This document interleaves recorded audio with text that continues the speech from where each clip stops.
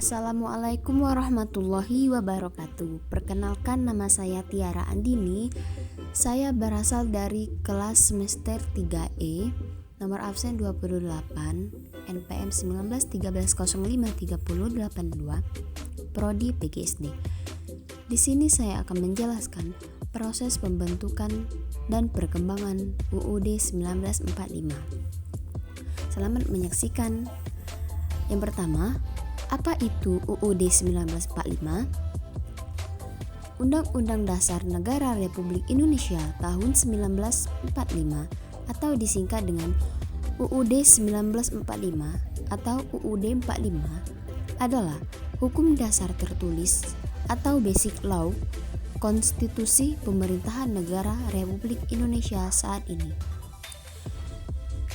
Nah, proses pembentukan UUD 1945 yaitu Badan Penyelidik Usaha Persiapan Kemerdekaan Indonesia atau yang disebut dengan BPUPKI yang dibentuk pada tanggal 29 April 1945 adalah badan yang menyusun rancangan Undang-Undang Dasar 1945 pada masa sidang pertama yang berlangsung dari tanggal 28 Mei hingga 1 Juni 1945. Insinyur Soekarno menyampaikan gagasan tentang dasar negara yang diberi dengan nama Pancasila. Nah, pada tanggal 22 Juni 1945, 38 anggota BPUPKI membentuk Panitia 9 yang terdiri dari 9 orang untuk merancang Piagam Jakarta yang akan menjadi naskah pembukaan UUD 1945. Setelah dihilangkannya anak kalimat dengan kewajiban menjalankan syariah Islam bagi pemeluk-pemeluknya, maka naskah Piagam Jakarta menjadi naskah pembukaan UUD 1945 yang disahkan pada tanggal 18 Agustus 1945 oleh Panitia Persiapan Kemerdekaan Indonesia atau PPKI. Nah, pengesahan UUD 1945 dikukuhkan oleh Komite Nasional Indonesia Pusat atau KNIP yang bersidang pada tanggal 29 Agustus 1945.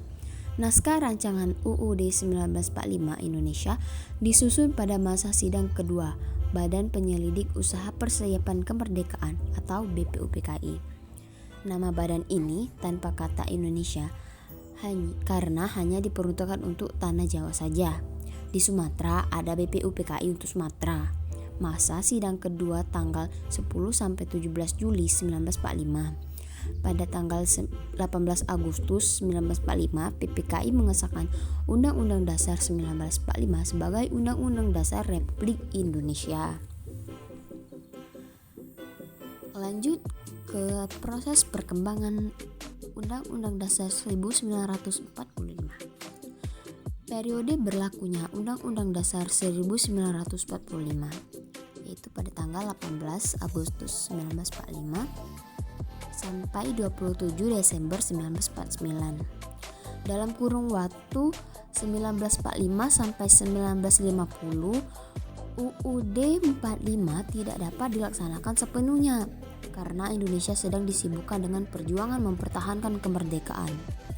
Pada tanggal 14 November 1945 dibentuk kabinet semi presidensial atau semi parlementer yang pertama, sehingga peristiwa ini merupakan perubahan pertama dari sistem pemerintahan Indonesia terhadap Undang-Undang 1945. Pada masa ini sistem pemerintahan Indonesia adalah parlementer.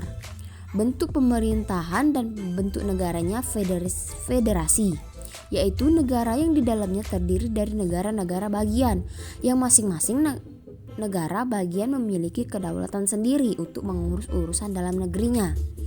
Ini merupakan perubahan dari Undang-Undang Dasar 1945 yang mengamanatkan bahwa Indonesia adalah negara kesatuan. Pada periode Undang-Undang Dasar sementara 1950 ini diberlakukan sistem demokrasi parlementer yang sering disebut demokrasi liberal.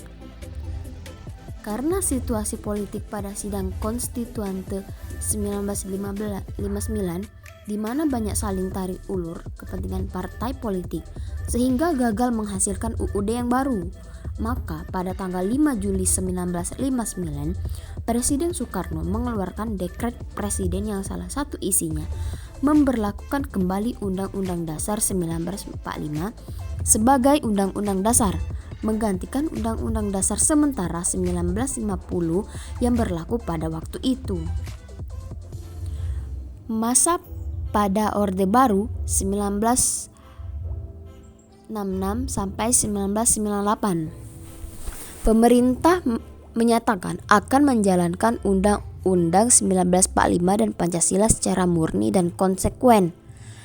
Pada masa Orde Baru, UUD 1945 juga menjadi konstitusi yang sangat sakral.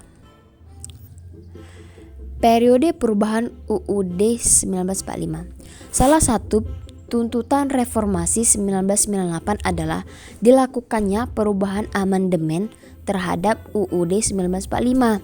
Tujuan perubahan UUD 1945 waktu itu adalah menyempurnakan aturan dasar seperti tatanan negara, kedaulatan rakyat, HAM, pembagian kekuasaan, eksistensi negara, demokrasi, dan negara hukum, serta hal-hal lain yang sesuai dengan perkembangan aspirasi dan kebutuhan bangsa.